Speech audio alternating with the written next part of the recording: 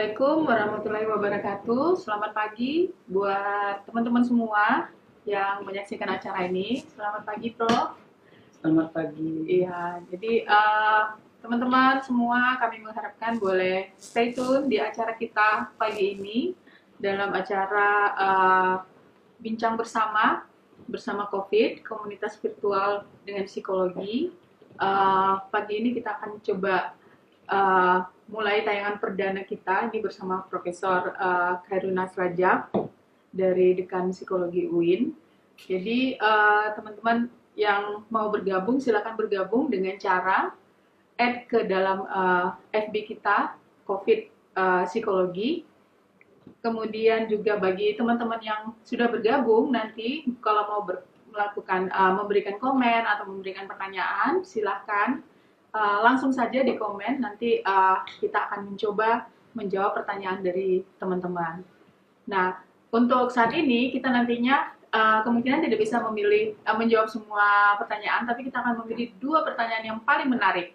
Mungkin nanti ada hadiahnya kali ya, emoji senyum-senyum gitu hadiahnya. Iya. Jadi kita berterima kasih sekali pagi ini kita sudah berada di ruangan dari Pak Dekan. Jadi kita akan bincang bersama dengan pakar dari psikoterapi Islam.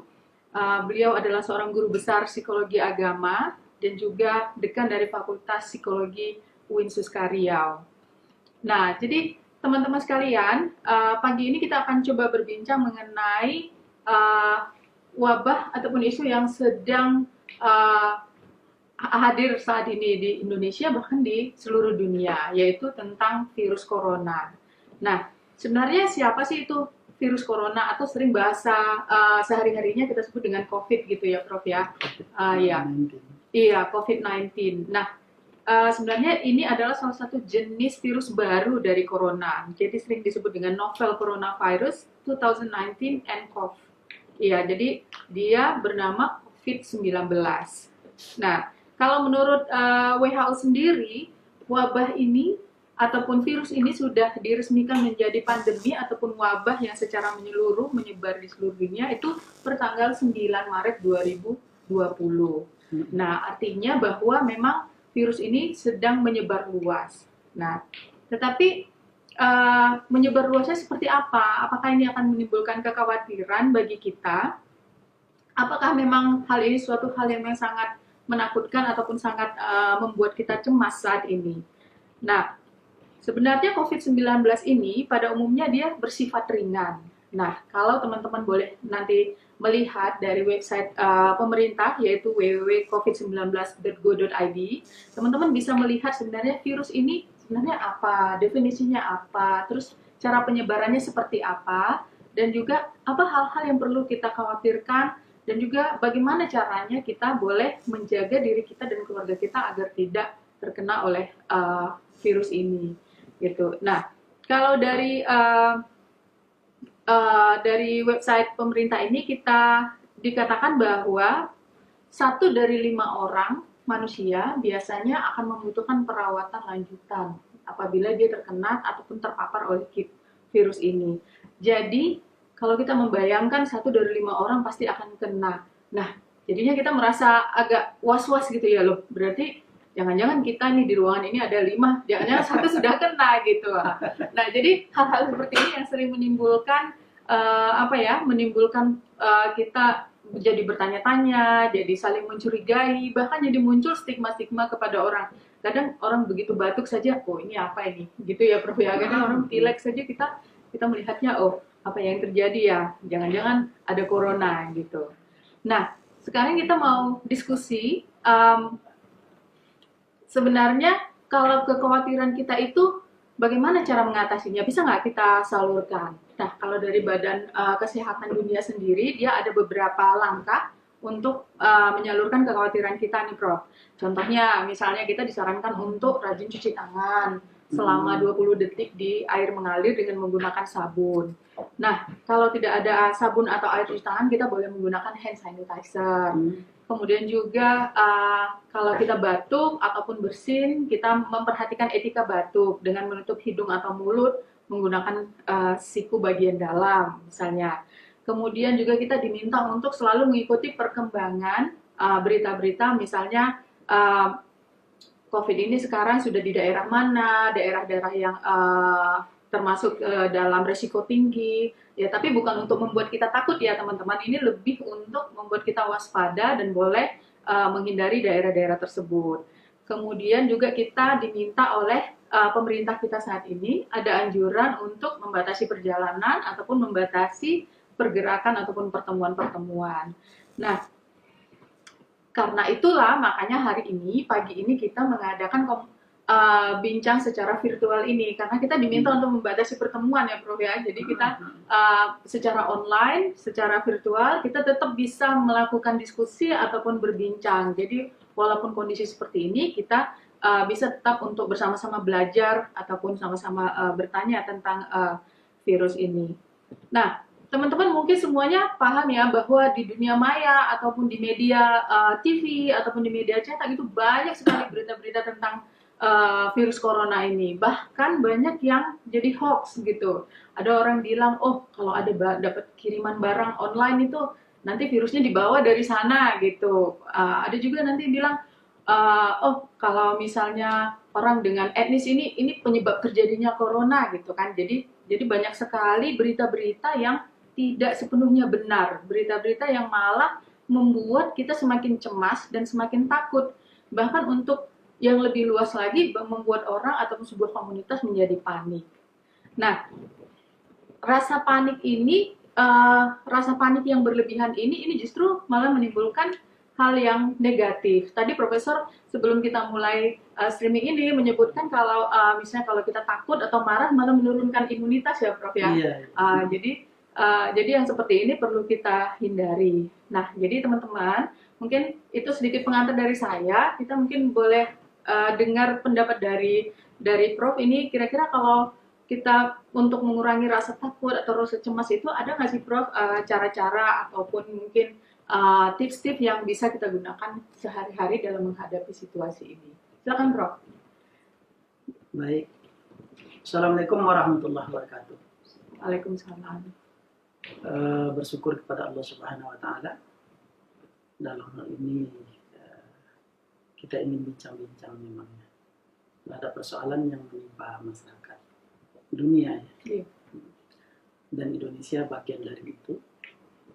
Yang tentu tidak kalah penting untuk kita atasi sesegera mungkin agar virus COVID-19 ini bisa segera teratasi dengan baik oleh masyarakat secara umum. Dan tentu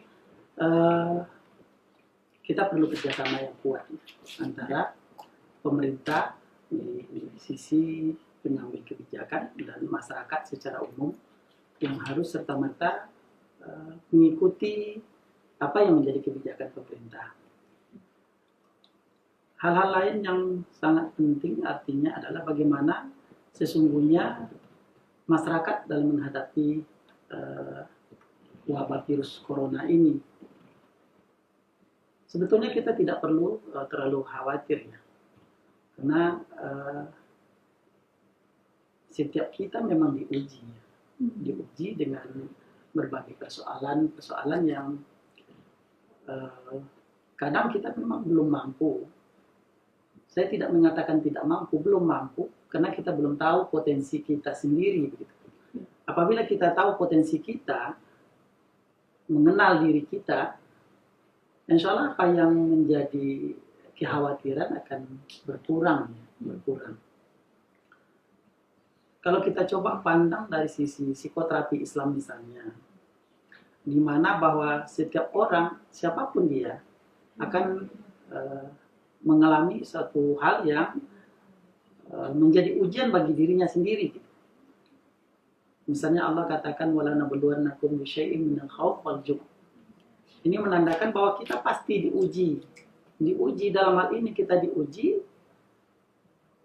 dengan adanya wabah yang sudah ratusan orang menelan jiwa ya, menjadi korban dan ribuan orang yang sudah terinfeksi pandemi virus corona ini. Tapi apapun itu tentu kita perlu memahami ya, memahami bahwa ini adalah ujian dan kita harus siap menerima. Dalam Islam itu kita tahu misalnya ketika menghadapi persoalan yang berat seperti ini, wasta'inu bisabri wassalah misalnya, kita harus bersabar dan kita harus menunaikan sholat. Dengan menunaikan sholat, tentu kita ikuti aturan main yang ada gitu ya. Setiap orang yang sholat menjadi kewajiban baginya. Yang menjadi syarat dari sholat itu adalah wudhu misalnya. Sederhana sekali sebetulnya wudhu.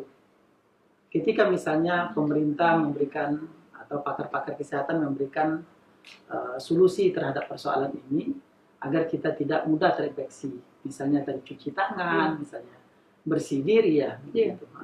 Pakai apa, gitu, pakai masker dan lain sebagainya, pakai hand sanitizer dan lain sebagainya. Nah, Islam jauh-jauh hari sudah memberikan pembelajaran itu bagaimana orang memang harus bersih. Setiap melaksanakan sholat kita perlu berwudu. Berwudu itu apa komponennya? Komponennya pertama itu kita menyilang-nyilang jari gitu ya. Artinya kita cuci betul gitu. Bagaimana kita mencuci ini dengan bersih begitu. Setelah itu baru kita nanti kemudian memasukkan air ke hidung juga gitu. Berkumur-kumur juga gitu. Kemudian setelah itu juga kita mencuci muka, kemudian mencuci tangan sampai anggota wudhu yang lain. Ini menandakan bahwa apa yang menjadi model dari Islam ya, model dari Islam bahwa orang harus bersih sebagai an-nazafatu minal iman itu sudah terakomodir dalam perintah wudhu ini, perintah wudhu, perintah sholat dan lain sebagainya. Nah, ketika kita dekat dengan Allah, dengan berwudhu, dengan kita bersih, kita menghadap siapapun, ketemu siapapun. Kalau sekarang kita distance sosial, maka wudhu sudah memberikan hal yang baru ya terhadap kondisi ini gitu ya. Bagaimana orang selalu lagi mengingat lagi bahwa berwudhu memberikan arah dan pandangan yang lebih baik untuk menjernihkan jasmani, menjernihkan pikiran dari ini terjebak pada hal-hal yang membuat kita khawatir sesungguhnya. Karena saya pikir ketika kita lihat orang yang selalu berwudhu, kita kasih contoh lah ya, mantan presiden kita almarhum B.J. Habibie yang selalu berada dalam keadaan wudhu. Setiap batal wudhu dia berwudhu lagi. Nah, ini kan perintah ya sebetulnya. Perintah yang dari dulu 14 abad yang silam itu diperintahkan kepada umat Islam agar dia berwudhu begitu. Berwudhu artinya bersih, ya bersih.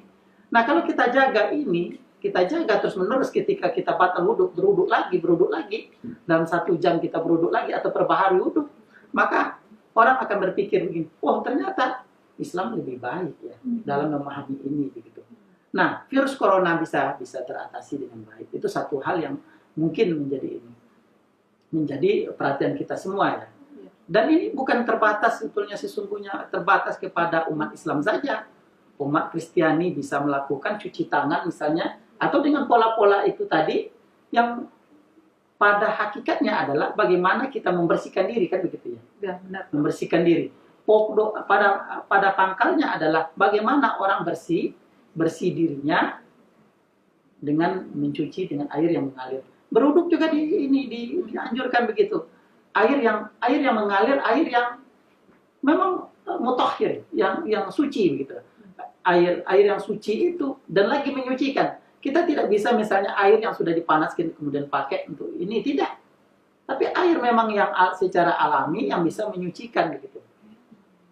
Dan itu tidak boleh menggunakan sisa-sisa air kemudian menjadi pembersih, tidak. Tapi memang betul-betul air yang mengalir. Nah, statement orang-orang kesehatan juga mengatakan seperti itu. Bagaimana orang menggunakan misalnya cuci tangan dengan air yang mengalir begitu. Ini kan sebuah sinyal yang 14 abad yang silam itu bahwa akan muncul nanti ada wabah, ada musibah yang seperti ini. Yang kita ini sudah berikan oleh Rasulullah diajarkan bagaimana orang terus menyucikan diri. Ini yang ini. Kemudian kita juga perlu menekan menekan hal-hal yang kira-kira bisa membuat kita menjadi menjadi turun imun misalnya. Kita selalu ini marah saja ke pemerintah misalnya. Ini pemerintah kok seperti ini ya? Iya. Tidak, penanganannya tidak ini, tidak efisien, tidak cepat tanggap begitu. Kita emosional. Itu ternyata dapat menurunkan imun kita gitu ya. Jadi amarah itu ternyata ini ya. Jadi dalam Islam dikatakan la ta'adab. Jangan marah, jangan marah. Nah, bahkan dalam sebuah ayat dikatakan dalam surah Ali Imran itu jelas-jelas sekali gitu ya. Bagaimana amarah itu bisa dikendalikan. Bukan marah tidak boleh. Tapi kita kendalikan kapan kita harus marah, kapan kita harus tahan dulu, kapan waktunya marah, begitu ya. Kita perlu ini memanage ya, memanage keadaan jiwa kita agar kita berada dalam suasana hati yang ini ya positif gitu ya, positif. Gitu ya. Ini hal-hal yang saya pikir sangat penting ya. Ternyata memang tadi kalau bicara misalnya kekhawatiran ya. Iya, betul. Kekhawatiran masyarakat khawatir. Nah, kekhawatiran yang menumpuk terus itu dapat menurunkan imun ternyata. Nah, imun di sisi kesehatan gitu ya. Betul. Nah, kalau ketakutan ini padahal kita tahu bahwa semua ini kan ini dinamika sebetulnya. Bahkan ketika kita mampu menyelesaikan persoalannya, bukan virus corona saja, persoalan diri ketika kita merasa khawatir, kalau seperti ini kita khawatir banget gitu ya. Padahal ada solusi. Nah, orang ketika diberikan misalnya persoalan yang membuat dia khawatir, dia kembali cepat mengingat bahwa masalah ini akan selesai. Dia yang menyelesaikan itu yang terpenting kan kita sendiri. Betul, Bang. Jadi dalam psikoterapi Islam itu yang paling penting itu bagaimana dia menyadari bahwa saya ini salah. Ya salah, saya harus keluar dari kesalahan ini. Jangan mengulang-ulang gitu ya. Dalam prinsip-prinsip ini tentu taubat lebih penting gitu ya. Ketika kita lakukan salah, ini salah. Kita bertaubat, kita menyesali, dan kita tidak akan mengulangi lagi. Maka juga saya katakan ini bagian dari psikoterapi ya. Dan psikoterapi taubat saya tulis di mana-mana media juga saya katakan bahwa ternyata melalui psikoterapi taubat orang menyesali perbuatannya itu dapat menjadikan kesehatan mentalnya lebih baik. Tentu ini yang jadi catatan kita. Saya ingin mengutip sebuah kutipan dari Al-Mahalati, misalnya orang nak sehat mental itu jangan sampai memikirkan tentang dosa. Nah, kenapa kita tidak perlu memikirkan, dilarang untuk memikirkan tentang dosa? Karena dosa nanti menimbulkan ini. Saya salah ya. Saya salah. Berpikir untuk itu jadi problem. Karena itu solusinya adalah bagaimana kita menghindar dari dosa agar kita tidak berpikir tentang dosa. Karena dosa pasti menjadi beban terus. Nah, kita harus menghindarkan. Ini sudah salah, kita berhenti dari kesalahan dan tidak akan mengulangi. Kita lakukan yang terbaik terus untuk umat manusia. Barangkali itu sebagai. Ya, terima kasih Prof. Tadi Prof juga ada menyebutkan bahwa bagian dari psikoterapi Islam itu juga kita harus menyadari diri kita saat ini. Contoh misalnya kita sudah melakukan kesadaran, kita melakukan kesalahan, kita menyadari bahwa kita sudah melakukan itu. Mungkin kalau dihubungkan dengan kondisi sekarang juga Prof ya, bahwa kita menyadari bahwa kondisi saat ini memang sedang ada wabah ini, dan kita harus menerima kondisi ini supaya kita bisa berdamai dengan perasaan kita sendiri dan berdamai dengan rasa khawatir kita gitu ya Prof ya. Iya. Oke, iya. Dan yang menarik juga tadi Prof ada menyebutkan soal bagaimana menekan amarah. Sebenarnya bukan menghilangkan ya Prof ya, tetapi bukan. Mengontrolnya, memanage-nya. Memanage amarah menjadi sesuatu hal yang positif. Menjadi suatu hal yang positif, dan kita tahu ditempatkan di mana. Tidak hanya kita marah saja dengan kondisi saat ini dan jadinya saling menyalahkan gitu ya Prof ya, dan itu malah justru akan merugikan kita sendiri karena akan menurunkan imunitas tubuh kita sendiri. Iya. Nah, jadi teman-teman, itu tadi ada beberapa tips ya, karena pagi ini tema dari perbincangan kita saat ini adalah untuk bagaimana membuat kita berpikir positif dan juga menerima keadaan yang sekarang. Sehingga dengan menerima kondisi yang ada saat ini, kita juga boleh mengambil langkah-langkah untuk penyembuhan diri sendiri. Misalnya kalau tadinya kita khawatir, bagaimana kita boleh mengambil langkah-langkah untuk mengurangi ataupun menyalurkan rasa khawatir itu. Nah, juga tadi yang sangat menarik bagi saya adalah ternyata dalam psikoterapi Islam itu ada tadi semacam teknik psikoterapi tobat ya. Iya. Prof udah punya tulisan tentang hal ini juga. Kemudian juga langkah-langkah dalam sholat sendiri, contohnya dalam wudhu. Ternyata kalau dari penjelasan Prof tadi terlihat bahwa kalau kita lihat dengan langkah-langkah misalnya dari WHO, cara mencuci tangan, hampir mirip gitu ya Prof ya, ada beberapa hal. Jadi sebenarnya kondisi ini mungkin juga sudah diprediksi atau sudah ada gambarannya sejak zaman dahulu kala juga ya Prof ya, bahwa ada langkah-langkah misalnya untuk supaya kita bersih, menghindari dari bahaya itu, kita harus mencuci tangan di air yang mengalir. Wudhu juga begitu ya Prof ya, dengan menggunakan air mengalir dan air yang bersih gitu. Dan ternyata dari wudhu ini juga teman-teman tadi dikatakan bahwa dengan kita melakukan itu, ini bisa juga untuk selain menjernihkan atau membersihkan jasmani, juga bisa membersihkan atau menjernihkan pikiran kita juga. Pasti. Gitu ya Prof ya. Oke, iya. Itu ya Prof ya. Kalau ada dari teman-teman nanti Prof kalau ada pertanyaan nanti kita berikan. Nah, kami persilakan kepada teman-teman yang menonton acara ini, yang mengikuti acara streaming ini, kalau ada pertanyaan atau komentar, dipersilakan. Nanti kita akan diskusi lebih lanjut dengan profesor kita di sini yang ahli kita dalam psikoterapi Islam ini. Nah, jadi rupanya Prof, dalam beberapa, ya, ini kan wabah ini baru mulai terasa sekali di Indonesia dalam 2 bulan terakhir ini ya Prof ya. Iya. Nah gitu. Nah jadi kan kalau di berita-berita itu banyak sekali muncul berita bahwa setiap hari nih Prof kadang bilang oke, pasien yang positif corona sekian, terus besok juga sekian gitu. Nah yang ODP ada sekian gitu. Nah ini Prof jadi kadang orang mikirnya ini gimana ya, saya benar-benar tidak boleh melakukan apapun, jadi saya tuh harus benar-benar kurung di dalam rumah atau bagaimana ya gitu. Jadi kadang kita berpikirnya gitu Prof, sampai ada yang yang melakukan kayak panic buying gitu, dia beli stok banyak-banyak di rumah gitu. Dia beli, ada Indomie, ada telur, ada apa gitu, dia stok semuanya saking rasa takutnya gitulah Prof. Sebenarnya apa sih ya yang bisa kita lakukan gitu untuk sekarang ini yang lebih praktisnya lagi gitu Prof misalnya. Ya, saya ingat sebuah statement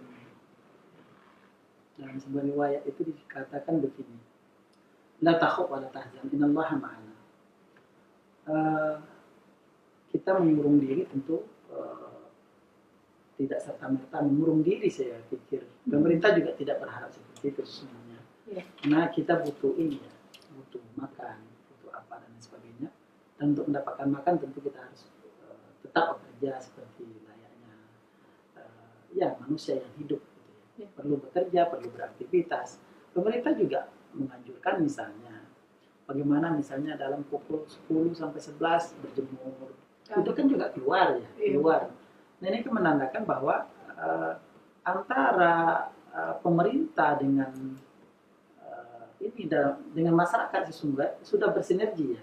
Bagaimana masyarakat merasakan bahwa pemerintah sudah memberikan pandangan yang luas berkaitan dengan ini, berkaitan bagaimana dia tetap bisa menjaga diri untuk kestabilan emosi juga, kestabilan ekonomi juga. Gitu.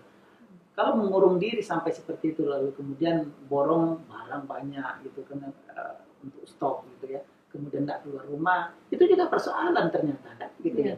Kita boleh keluar rumah tapi tetap jaga jarak iring mungkin. Kalau mobil itu saya lihat di apa itu tulis jaga jarak iring gitu ya. Ini menandakan bahwa kita tidak boleh merapat gitu, tidak boleh merapat. Nah, kita perlu jarak gitu kan. Dan sekarang pemerintah juga sudah beberapa ini menyebarkan misalnya untuk mendeteksi dini bagaimana bagaimana tingkat suhu panas orang gitu dengan alat itu ya. Iya. Saya pikir ini sebuah langkah positif gitu ya. Tapi tentu saja kita tidak perlu terlalu khawatir dengan keadaan. Kita masih bisa berbuat kok. Masih bisa berbuat banyak, dan yang terpenting adalah bagaimana meningkatkan ibadah.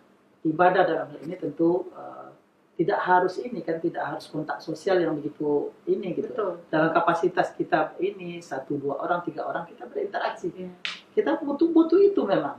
Seperti apa itu ya, zone politikon itu ya, bahwa masyarakat kita ini kita butuh hidup dalam sebuah komunitas begitu. Tapi komunitas kita batasi dalam kontak sosial yang terlalu ini. Dalam bahasa yang lebih apa itu social distance gitu ya. Jadi ini barangkali sebuah langkah dan upaya. Tetapi sekali lagi saya katakan, mengurung diri tentu tidak efisien ya, karena kita butuh hidup ya, butuh hidup. Kita bisa saja melakukan apa, cuma ini barangkali bagaimana kita ini lokal lockdown ya, lockdown itu, agar kita tidak keluar tanpa sebab begitu ya, tanpa sebab yang jelas. Kita keluar rumah oleh sebab yang jelas gitu. Artinya kita butuh apa, kita pergi, dan seperlunya kita balik lagi gitu kan. Jangan nanti kemudian keluar untuk ini. Kalau dulu biasanya kita ini keluar mungkin ke mall kemana, kita kumpul-kumpul apa sih, itu yang kita hindarkan. Tapi tetap kita keluar seperlunya apa yang kita harus punyai gitu sebagai kebutuhan ini, untuk menahan diri agar apa yang dicanangkan oleh pemerintah untuk mengatasi persoalan ini bersinergi dengan masyarakat. Masyarakat harus paham betul gitu ya, paham dengan lockdown yang dimaksud itu seperti apa. Kita juga kalau misalnya total lockdown juga jadi persoalan ya, di mana pula pembiayaan ini. Negara juga sudah dalam kesulitan untuk mengatasi ini. Betul. Ini juga bukan hal yang sepele ya. Jadi pemerintah dalam hal ini tentu sudah berbuat banyak untuk ini, memberikan supporting makanan dan lain sebagainya untuk ini, untuk terutama orang yang kurang mampu, yang biasa bekerja keras, nggak bisa lagi ini kontak sosial dengan lain oleh sebab wabah ini. Ya kita sama-sama lah bersinergi agar semua yang menjadi problem ini bisa diatasi dengan baik. Barangkali. Iya. Iya. Jadi intinya kita bersinergi, mengikuti arahan pemerintah juga, gitu ya Prof ya. Jadi tidak menimbulkan kepanikan, tidak menimbulkan tadi ada orang yang sampai harus stok berlebihan, begitu ya Prof ya, dan juga tidak harus sampai mengurung diri. Karena memang wabah ini memang sudah meluas, tapi memang harus diatasi secara hati-hati. Pastinya kita yakin pemerintah kita juga sudah memikirkan semua kemungkinan ataupun langkah-langkah yang harus diambil untuk mengatasi masalah ini. Nah, kami masih menunggu pertanyaan dari teman-teman yang menonton bersama kita, yang ingin ikut berdiskusi dan berbincang dengan Prof Karunas di sini. Kita ambil positifnya, betul. Kita kurangi negatifnya. Yang penting janganlah berprejudis ya, jangan berprasangka terhadap pemerintah. Ini sudah memang sudah saatnya kita ini bersinergi dengan pemerintah, masyarakat, dan para ulama juga ya, para tokoh agama dan lain sebagainya, harus memang sama-sama menyadari bahwa ini musibah bersama dan kita atasi bersama, tentu dengan aturan yang jelas begitu ya, aturan yang jelas, sehingga tidak ada yang merasa ingin menang sendiri atau mempertahankan keampuhan. Ini sudah salah. Kalau salah aja semua, siapa yang benar gitu ya? Tentu ini ya. Jangan saling menyalahkan. Jangan saling menyalahkan lah. Ini kan musibah kita atasi bersama untuk tujuan bersama, dan kita nikmati bersama setelah selesai ini. Saya pikir tidak akan terlalu lama cobaan ini akan usai begitu saja. Tapi kita tentu tetap komitmen dalam menjaga stabilitas ya, stabilitas, dan kita ikuti saja aturan yang dibuat pemerintah, kebijakan yang dibuat pemerintah dalam ini. Insya Allah kita akan lebih baik. Iya. Oke, jadi teman-teman semuanya, tadi ada beberapa masukan nih, khususnya buat kita yang sering menggunakan media sosial, yang sering melihat berita-berita. Ya, setidaknya kita tidak memberikan berita yang negatif ya, tetapi kita coba mengambil nilai positif dari kondisi yang ada saat ini. Kita jangan saling menyalahkan, baik itu kepada orang-orang di sekitar, ataupun kepada pemerintah kita, ataupun kepada keadaan ini. Tapi kita tetap yakin dan percaya bahwa cobaan ini pastinya akan berlalu gitu ya, Prof ya. Insya Allah, insya Iya. Allah. Prof, ini ada pertanyaan ini dari teman kita Langeng Nidana Mesala, katanya bagaimana psikologi agama memandang fenomena saling menyemangati di balkon oleh penduduk yang di lockdown. Ya, ini mungkin beliau ini pernah melihat gitu ya, kayak seperti di Jepang atau di Inggris, di Italia gitu ya, penduduk itu pada berdiri di balkon atau di jendela rumahnya masing-masing, mereka saling menyemangati, ada yang memberikan tepuk tangan buat para petugas medis, kalau nggak salah itu bagi orang para frontliner yang di depan yang menangani kasus COVID ini. Uh, Katanya mengingat konsep berserah diri pada manusia beragama adalah bersandar pada kuasa Tuhan. Nah, menurut Prof gimana ini tindakan yang dilakukan oleh orang-orang di sana? Iya, kita tidak memahami berserah diri itu ya artinya kita serahkan bulat nanti apa yang ada kita terima, bukan seperti itu ya. Tapi ada ikhtiar kita apa yang kita harus lakukan gitu kan. Iya. Itu yang saya maksud tadi. Jadi kita perlu misalnya kalau pemerintah mengarahkan agar cuci tangan, cuci tangan bersih-bersih dengan air yang mengalir. Dalam Islam itu kita dianjurkan berwudu seperti yang saya sampaikan. Ini kan bagian dari usaha kita, ikhtiar kita. Menjaga jarak iring seperti tadi juga ini jadi ini ya catatan kita. Jadi Islam memberikan apa dalam psikologi agama kita katakan seperti itu gitu ya, bahwa memang ada upaya kita untuk sampai kepada yang kita katakanlah tawakal ya dalam Islam, atau takdir kita seperti apa gitu. Menjelang sampai ke situ kita perlu berikhtiar, berusaha terus berusaha bagaimana kita tidak terjebak pada ini. Bukan ini. Bahkan ada statement dari ulama PAS ya di Malaysia itu mengatakan ini bagian dari takut kepada Allah itu bagian dari cara bagaimana orang terhindar dari virus. Nah, arti kalau sudah dikatakan takut kepada Allah kita sudah bukan ini lagi, bukan hubud dunia atau qariyatul maut sesungguhnya, tapi takut kepada Allah untuk tujuan mendekatkan diri kepada Allah, beribadah agar kita memang kita berdoa agar kita diberikan kemudahan agar wabah ini segera berakhir dengan ini gitu. Ada upaya bukan ya inilah takdir kita terima aja, lalu kemudian nanti kalau misalnya kena virus ya sudah iza jaa ajaluhum aja gitu, udah sampai ajalnya ya mati gitu. Tidak seperti itu, tapi sesungguhnya kita berupaya berikhtiar untuk ini. Nah, kita lakukanlah ini, misalnya kita jaga jarak, kemudian kita bersih dan kita selalu berdoa kepada Allah, sedikit kepada Tuhan, minta agar kita dibebaskan dari wabah yang sudah pandemi yang sedang ada. Iya, jadi itu buat teman kami tadi tentang berserah diri, bukan berarti kita berserah diri pasrah begitu aja ya Prof, tapi harus ada upaya ataupun ikhtiar dari kita, dan ini sudah ada disarankan juga di mana-mana juga sudah diberitahu, contohnya tadi soal cuci tangan, soal jaga jarak, soal wudhu juga gitu ya Prof ya. Oke, semoga bisa menjawab pertanyaannya. Kemudian ada satu pertanyaan lagi nih Prof. Tadi itu dari Bang Dede Andi.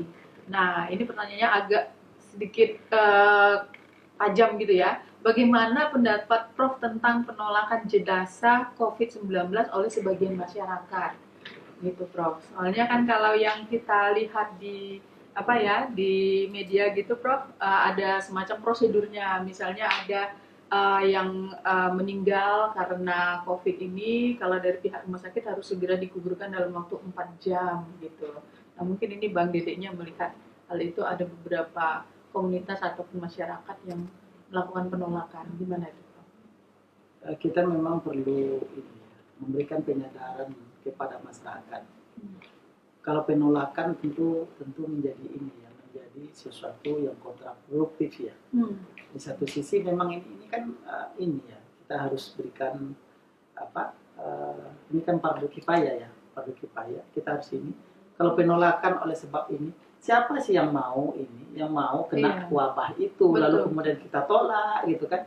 Kalau tiba di kita ditolak orang, jenazah kita ditolak orang, gimana lah kita, kira-kira keluarga merasa apa gitu kan? Ini juga berlebihan saya pikir. Jadi kita inilah, kita memang perlu ini, ada prosedur, ada SOP yang menentukan bagaimana pelaksanaannya.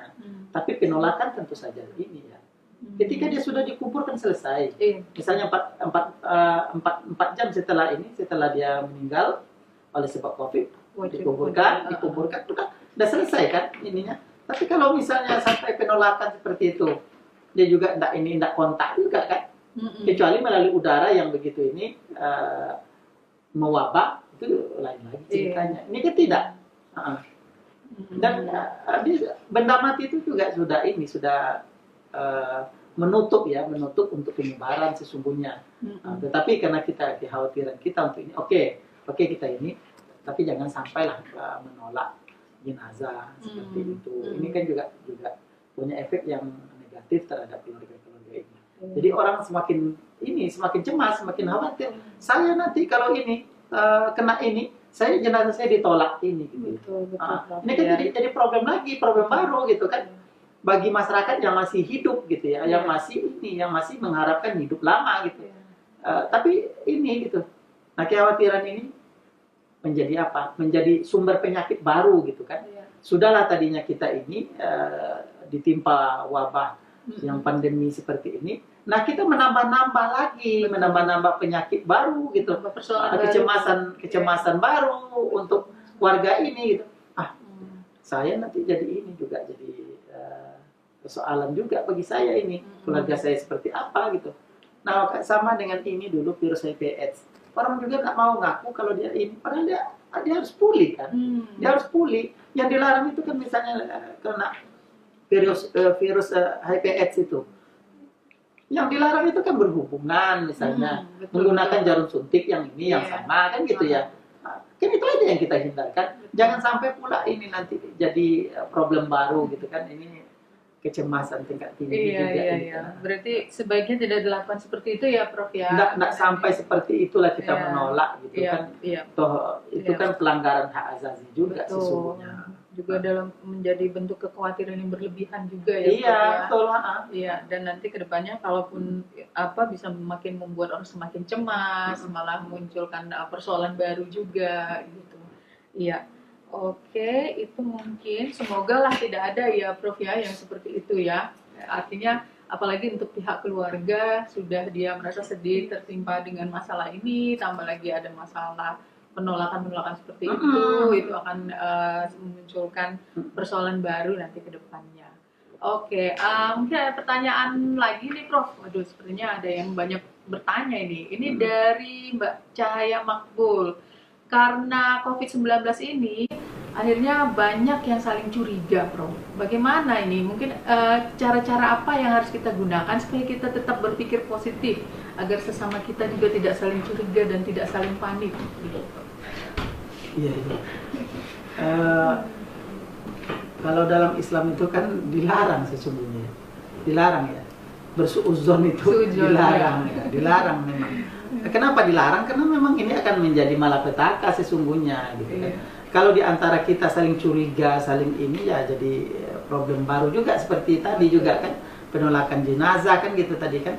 Ini orang batuk, wah dicurigai langsung itu. Juga tidak ini kan perlu di ini dulu. Nah pemerintah juga melakukan itu kan, para ahli medis itu juga melakukan ini kan identifikasi terhadap seseorang gitu. Ini apakah terinfeksi virus corona atau tidak begitu. tidak juga orang banyak batuk, tapi bukan oleh sebab itu gitu kan. Nah, Betul.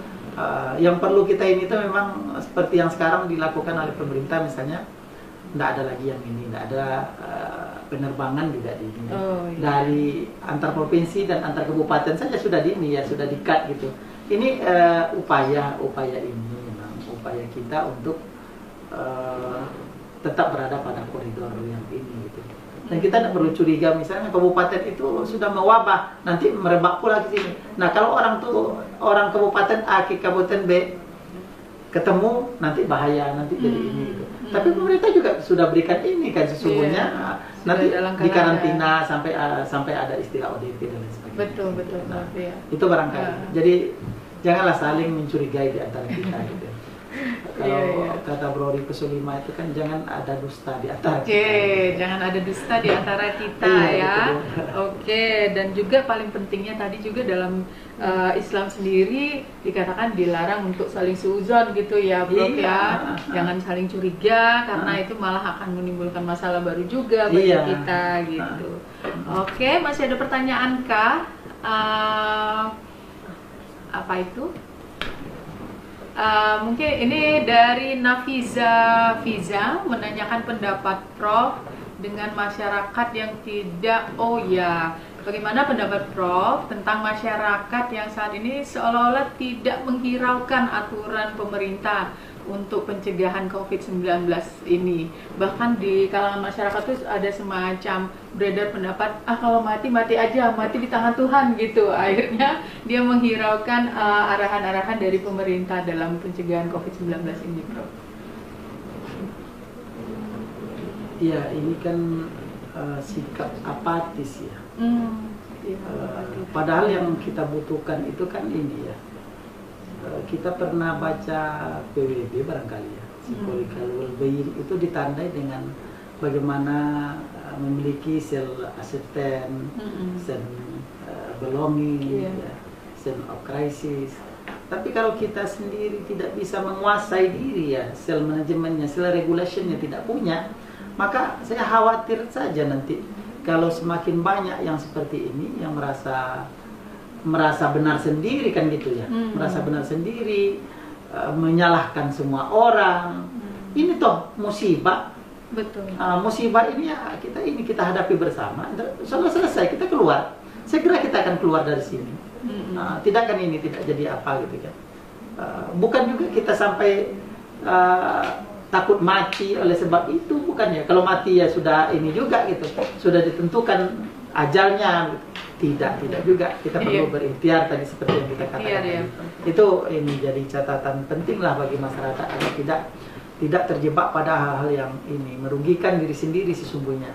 Kita perlu bersinergi ya, kita bersinergi antara kita dengan orang lain. Yang menandakan orang itu sehat mental misalnya, itu kan integrasi diri sesungguhnya.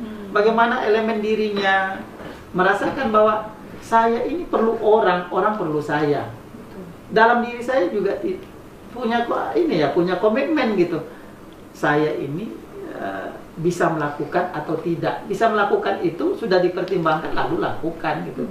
Tidak misalnya ragu-ragu gitu kan. Kalau orang ragu-ragu juga bagian dari ketidaksehatan mental sesungguhnya. Ragu, tidak percaya diri, self confident tidak muncul gitu kan. Nah, itu juga ini jadi perhatian secara psikologis gitu ya. Berarti kalau pendapat seperti itu lebih cenderung ke pendapat apatis ya, apatis ya. Apatis. Sementara kita harus berupaya berikhtiar dan optimis juga gitu.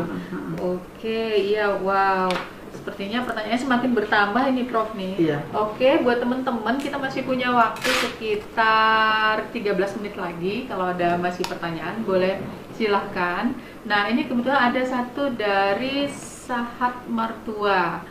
Dia ingin bertanya kepada Prof tentang ini nih, kebijakan lockdown. Kalau misalnya menurut Prof, misalnya pemerintah mengadakan kebijakan lockdown. Nah, kalau dipandang dari sisi psikologisnya warga, ini bagaimana menurut Prof? Karena pastinya sepertinya lockdown ini akan sangat mengganggu aktivitas. Nanti kira-kira pengaruhnya ke masyarakat itu bagaimana kira-kira menurut Prof? Ya, lockdown secara total seperti yang kita katakan tadi tentu tidak mungkin ya. Tapi kita boleh keluar dalam batas-batas kepentingan yang memang sudah tidak bisa dihindarkan harus keluar. Gitu ya. Iya. Kalau kita sepakat dengan pemerintah untuk menahan diri dulu atas ini ya, kita pertimbangkan ini pentingnya seberapa, barangkali kita selesai saya pikir. Nggak akan lama. Seperti apa ini kan karantina itu kan sekitar 14 hari kan ketahuan positif atau tidak. Dan setelah itu kan tidak ada lagi gitu ya. Nah itu mungkin yang jadi apa gitu kan. Kalau sampai pula ini tidak keluar rumah lalu kemudian diantar makanan ke situ, biaya dari mana gitu ya. Nah, kita dapat duit dari mana gitu. Kita berharap pemerintah juga dalam kesulitan gitu ya. Nah ini juga perlu kita pahami. Jangan pikir pemerintah tidak bekerja untuk ini gitu kan. Kita bagian dari ini. Tata kelola negara ya tidak semudah yang kita ini. Kita bayangkan kita juga kalau sudah jadi pemerintah itu juga kan kita pikir hari ini kita bukan bagian dari pemerintah misalnya, kita bagian masyarakat, kita pikir hari ini ya saya bisa melakukan ini, bisa melakukan. Nah cobalah ketika kita berada di situ, semua pekerjaan, semua keluhan masyarakat kita hadapi sendiri kadang begitu ya. Kita kasihan nengok pemerintah kalau kita terus hujat saja. Kita cari jalan keluar, saya pikir berikan tawaran kepada pemerintah agar negara ini cepat keluar dari wabah ini, tentu lebih baik. Gitu. Jadi artinya kita memang inilah berkontribusi lah untuk mengatasi persoalan ini. Sekecil apapun kontribusi kita, kita berikan gitu ya. Kita berikan kepada pemerintah agar kita keluar bersama-sama. Betul. Ya. Sekarang kita pahami bahwa ini masalah kita bersama, bukan masalah pemerintah saja, tapi masalah kita semua, bangsa Indonesia, bahkan masyarakat dunia bahkan. Oke, jadi kepada yang bertanya tadi Bang Sahat ya, jadi kalau masalah lockdown total mungkin itu agak sulit ya di sini ya, tapi kita sendiri di sini harus bersama-sama mengikuti anjuran pemerintah. Pastinya pemerintah sudah memikirkan ini, sudah memiliki langkah-langkah. Jadi kita mari melihat pandemi ini atau mengatasi pandemi ini sebagai upaya bersama antara masyarakat dengan pemerintah, sehingga masalah ini nantinya bisa cepat teratasi. Begitu ya Prof ya. Oke, itu apakah ada lagi pertanyaan? Oh iya, ini ada satu lagi nih Prof, dari Desi Norita. Nah ini sebenarnya tadi udah kita bahas juga di awal sedikit tentang ini Prof. Katanya apa pendapat Prof tentang pemberitaan kasus memposting berita-berita tentang hoax dan juga tentang kematian yang cenderung meningkat setiap hari gitu. Apa seharusnya yang dilakukan agar pemberitaan-pemberitaan itu tidak menimbulkan kecemasan berlebih di masyarakat? Iya, kita ini jangan sampai mengompori lah ya. Itu dosanya besar ya. Berita bohong itu besar. Jadi jangan membuat orang panik. Bahkan kita senyum saja ke orang itu kan membuat orang bahagia. Kita bahkan cemberut aja nengok orang jadi sakit hati gitu ya. Apalagi sampai buat berita bohong yang kemudian orang merasa cemas gitu. Itu dosanya besar dong. Nah, kita buat ini. Nah ini jangan dilakukan lah. Masyarakat yang masih ada oknum yang seperti itu, kurangilah untuk ini mengompori, memprovokasi hal-hal yang tidak baik itu. Gitu ya. Ini kan berita bahkan faktanya seperti itu, kita perlu juga tahan agar tidak sampai kemana-mana gitu. Dalam psikoterapi Islam atau konseling, kita tidak boleh membongkar semua ini ya, semua cerita ke orang gitu. Ada yang kita tahan sendiri gitu ya. Artinya ada azas yang kita sebut dengan kerahasiaan. Jadi kerahasiaan itu tidak boleh kita bocor-bocor ke ini gitu. Jadi kita tahan. Makanya filter misalnya ada berita hoax. Kita cukup sampai di kita ini berita ini harus kita tahan, kita tutup gitu ya. Bagaimana tidak menyebar kemana-mana berita bohong itu yang dapat merugikan. Memang jadi ini ya memang. Ini pandemi juga sih kayaknya. Pandemi juga. Hoaxnya jadi pandemi juga. Pandemi juga nih kayaknya. Sejak media sosial yang begitu ini ya, begitu cepat menyebar dan kita kadang-kadang nggak bisa pula memfilter. Mudah-mudahan belum dibaca lagi, ini berita sudah ini diposting lagi kemana-mana. Iya. Akhirnya menyebarlah berita hoax itu. Sudah bersambung menyambung, kalau ini kan jadi ini ya, jadi pandemi ya memang. Pandemi memang. Jadi kebohongan itu. Pada satu ketika ya Rasulullah ditanya oleh seorang sahabat waktu itu, kata sahabat, saya ingin masuk Islam ya Rasulullah, tapi saya tidak bisa meninggalkan berzina, saya tidak bisa meninggalkan perjudian, minuman keras, saya tidak bisa lakukan. Tapi saya ingin masuk Islam ya Rasulullah. Boleh kata Rasulullah, silakan masuk Islam. Tapi satu tidak boleh, janji, jangan berbohong. Nah itu artinya tidak boleh kita sebar-sebar juga kebohongan kemana-mana. Nah ini sinyalemen sesungguhnya. Jadi berita bohong yang seperti tadi gitu kita sebar, dosanya besar loh. Berzina saja Rasulullah masih toleran gitu ya, masih toleran dalam kapasitas ini. Tapi berbohong ternyata berat gitu ya. Nggak boleh berbohong. Rasulullah masih ini berikan untuk orang kasus-kasus itu ya, tidak mengatakan untuk generalisir. Tapi dalam kasus itu sudah, oke, kamu ini dulu. Nah ketika sahabat itu nak melakukan zina, dia berpikir, nanti ketemu Rasulullah, saya ngomong apa? Sanggupkah saya? Saya punya malu kok. Punya malu. Saya baru saja berzina ya Rasulullah, apa sanggup? Tidak mungkin rasanya oleh seorang ini. Akhirnya dia tidak mau melakukan itu. Hanya kata kuncinya, jangan berbohong. Begitu ininya, manfaat yang besar ya dari statement itu gitu ya. Ya, jadi teman-teman, itulah bahayanya hoax ini gitu. Dari yang kita dengar satu yang tidak benar, terus kita mau sebarkan lagi, terus nanti orang yang kita kirimkan dia menyebarkan lagi gitu. Lama-lama kata Prof tadi ini malah jadi pandemi kedua ya Prof. Pandemi penyebaran hoax gitu. Dan penyebaran berita bohong itu dosanya besar sekali loh gitu. Jadi sebaiknya kalau kita ada berita ataupun ada misalnya tadi memberikan informasi, kita cek dan recheck dulu ya Prof ya dari sumber-sumber yang terpercaya, sehingga kita tidak menjadi bagian untuk menyebar kebohongan itu. Jadi bahkan itu disebut juga sebagai fitnah ya, fitnah kubro ya, fitnah kubro. Artinya orang tersakiti semua. Orang yang tadinya baik-baik aja, tapi kemudian kita fitnah, kita buat ini, kita berita ini, orang jadi sakit semua. Jadi oleh sebab itu gitu ya. Ini kan perlu kita inilah sama-sama menjaga ya, agar tidak ini disiplin diri, tetap jujur. Dalam pemberitaan juga harus berimbang gitu. Para wartawan juga harus ini kan, harus membuat berimbangan berita sehingga tidak berat sebelah begitu ya. Saya pikir itu yang paling penting. Berita berimbang juga kita harapkan datang dari media kita ya Prof ya. Iya. Waduh, ini kayaknya semakin mau siang, semakin pertanyaannya semakin panas nih Prof. Kebetulan acara streaming kita ini tadi kita siarkan live langsung dari 3 tempat, melalui dari MD kita di COVID Psikologi, kemudian juga teman-teman ini melalui FB-nya Magister Psikologi UIN juga, dan juga melalui FB-nya Prof. Dan ini pastinya banyak pertanyaan muncul dari 3 jalur ini, dan semoga acara ini juga ditonton semakin banyak orang.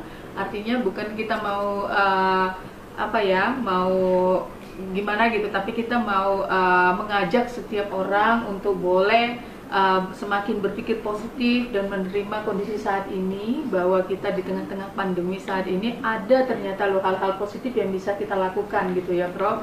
Contohnya tadi yang paling dekat adalah misalnya soal hoax ini, kalaupun kita menerima yang berita yang tentang hoax, cukup sampai di kita saja gitu ya Prof, jangan kita sebarkan lagi ke tempat yang lain gitu. Oke, ini ada pertanyaan juga lagi Prof dari Leli Atikasari. Ini mungkin ibu rumah tangga ini Prof. Dia bertanya bagaimana cara menangani anak yang suka main keluar rumah walaupun sudah diperingatkan tentang COVID-19. Anaknya tidak bisa tenang di rumah, malah kerjanya pengen keluar terus dan sulit untuk dinasihati. Nah, mungkin ada tips ini Prof buat yang punya anak-anak, kebetulan anak-anak kan lagi libur ini kan Prof, diliburkan dari sekolahnya, disuruh belajar di rumah. Nah, ini salah satu masalah juga nih, kesulitan bagi para ibu-ibu rumah tangga. Ya, anak itu kan masa ini ya, masa dimana dia suka ini ya, suka bermain dan lain sebagainya.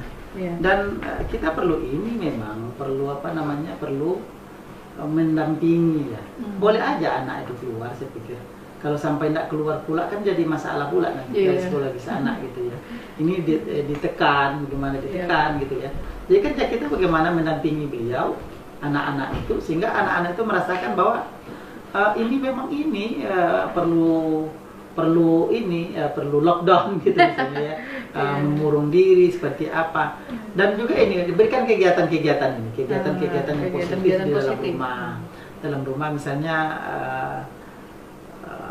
baca-baca atau ada permainan-permainan yang memang kita coba aja anak itu diskusi sambil ini gitu, diskusi ringan misalnya.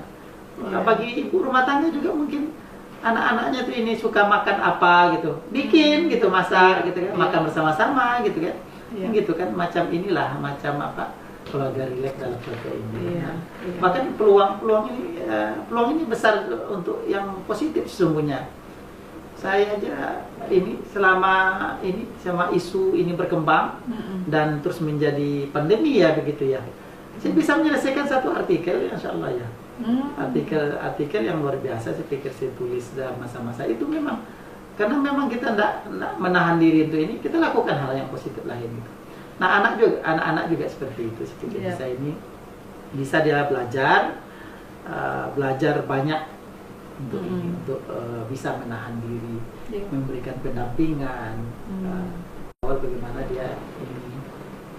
bagaimana dia memahami tontonan itu dengan baik, sehingga tidak salah arti. Barangkali itu. Mungkin ini lebih apa ini ya Prof ya, suara hati dari ibu-ibu yang tambah stres ketika anak-anaknya di rumah gitu. Iya. Juga ini ada masih pertanyaan lain Prof yang berhubungan dengan keluarga, misalnya karena memang waktu di dalam rumah keluarga itu jadi semakin banyak sekarang ya Prof ya, karena tadi mungkin anak-anaknya sekolahnya belajarnya di rumah, orang tuanya juga mungkin kerja dari rumah gitu. Nah ini ada untuk keluarga yang anggotanya terpapar dengan COVID-19 ini. Ini dari Nurida Yurifa, dia bertanya bagaimana cara membangun semangat untuk keluarga yang salah satu anggota keluarga mereka sudah terkena COVID-19. Ya, kita paham tentunya mereka sangat terpukul, terlebih lagi mereka mendapatkan pandangan buruk dari masyarakat sekitarnya. Itu Prof. Mungkin buat anggota keluarga yang ada keluarganya gitu yang terkena. Iya, ini juga yang menjadi ini ya, jadi perhatian, menyita perhatian kita semua lah saya pikir ya, dalam ini. Kita perlu membuat penyadaran kepada masyarakat agar tidak memahami pandemi ini sebagai sebuah keharusan untuk meninggalkan orang gitu, tidak ya. Tapi bagaimana menyemangati itu kan juga tidak harus ini sesungguhnya, tidak harus kontak sosial ya, tidak harus kontak sosial dalam hal ini. Tapi kita juga bisa melakukan misalnya, apalagi media-media ini kan bisa ini seperti WhatsApp gitu ya, Messenger juga bisa, Line juga bisa, telepon juga bisa, kan tidak menyebar dia. Untuk memberikan kekuatan kepada pihak-pihak gitu ya. Nah kekuatan yang kita berikan itu insya Allah bermanfaat bagi orang. Ketika kita berikan manfaat kepada orang, memberikan sesuatu yang positif kepada orang, menawarkan sesuatu yang positif kepada orang, tentu kita dapat pahala. Ketika kita dapat pahala tentu kita merasa segar ya, merasa fresh lagi gitu. Kita sudah tawarkan kepada ini, apalagi orang tuh mengucapkan juga terima kasih, ini sebuah motivasi yang luar biasa untuk kami gitu. Jangan pula kita merasa memberikan tekanan psikologis kepada masyarakat yang sudah sudah kalut juga dengan keadaan gitu. Kita tambah-tambah bahwa ini tidak bisa kita ketemu lagi, kamu bahaya nanti Kamu Iya. sudah duluan terinfeksi, Betul. kamu juga akan mati juga mengikut yang keluarga-keluarga yang sudah duluan mati gitu. Betul. Kena pandemi. Masa gitu? Kita kembali lagi ke ini. Iza jaa ajaluhum sesungguhnya. Apapun ini kan banyak yang ini ya, yang sudah positif kemudian sembuh. Betul. Iya, betul. Dalam pemberitaan misalnya di Solo sembuh, begitu banyak yang sembuh gitu. Di Surabaya juga begitu banyak yang sembuh gitu. Artinya jangan virus corona kemudian membuat kita apatis ya, Iya. membuat kita semakin ciut gitu ya, bahwa virus corona setiap orang yang kena lalu kemudian mati, Iya. orang kena kemudian mati, positif kemudian mati. Enggak juga kan, banyak yang ini bahkan. Nah, pemerintah juga sudah mencari jalan keluar untuk persoalan itu agar kita semua juga menyadari bahwa tidaklah itu segala-galanya membuat kita ciut dan kemudian menjadi cemas dan takut berkepanjangan gitu. Iya, iya, iya. Jadi ya buat mungkin ini juga bisa menjadi anjuran juga buat kita dari para yang mengikuti acara streaming ini. Kita kalau boleh malah memberikan semangat ya Prof ya, memberikan motivasi ataupun penguatan jika ada yang kita tahu orang-orang yang mengalami ataupun terkena daripada COVID ini. Dan tadi penguatan atau motivasi itu tidak harus dengan ketemu atau ketemu fisik gitu ya Bro, bisa melalui media sosial, bisa melalui WhatsApp ataupun telepon. Dan kita bukan menjadi orang yang malah membuat stigma atau memberikan komentar negatif kepada keluarga korban ini, tapi justru harus memberikan semangat hidup yang lebih lagi kepada mereka. Karena memang kenyataannya teman-teman, dari tidak semua orang yang terkena COVID-19 ini akan memiliki efek yang parah ataupun sampai meninggal ya Prof ya, bahkan banyak yang sembuh. Mungkin berita-berita soal kesembuhan, berita-berita soal kehidupan yang lebih baik atau nilai-nilai positif itu justru lebih berguna bagi mereka untuk kita sebarkan. Ya, jadi terima kasih sekali Prof buat komentar-komentarnya tadi, buat pertanyaan-pertanyaan yang dijawab. Sepertinya kita sudah 1 jam ini. Mohon maaf buat teman-teman semua yang pertanyaan-pertanyaannya belum bisa kita jawab kali ini, tapi jangan takut, kita harapkan kedepannya nanti ada lagi ya Prof ya, kita momen seperti ini kita bisa diskusi lebih lain lagi, nanti kita buat tema-tema yang lebih menarik lagi. Mungkin Prof ada closing statement dari Prof sendiri kepada teman-teman ataupun kepada pemirsa saat ini Prof, sebelum kita akhiri. Ya, corona tidak serta-merta membuat kita apatis ya.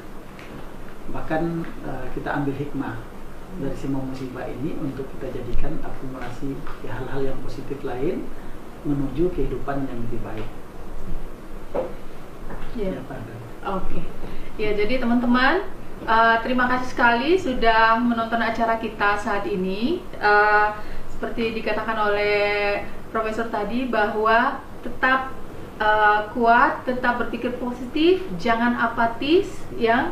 Kondisi ini pasti akan berlalu. Mari kita bersama-sama bergandeng tangan antara kita sebagai masyarakat dengan pemerintah juga. Kita ikuti anjuran-anjuran dari pemerintah supaya masalah ini bisa selesai secepatnya, dan kita sama-sama yakin, berdoa ya Prof ya, juga berempati untuk para keluarga yang juga ada anggota keluarganya yang mungkin terkena, dan mari kita menjadi agen penyebar berita yang positif, karena itu memang lebih baik daripada kita harus mengikuti terus berita negatif dan bahkan malah meneruskan yang negatif.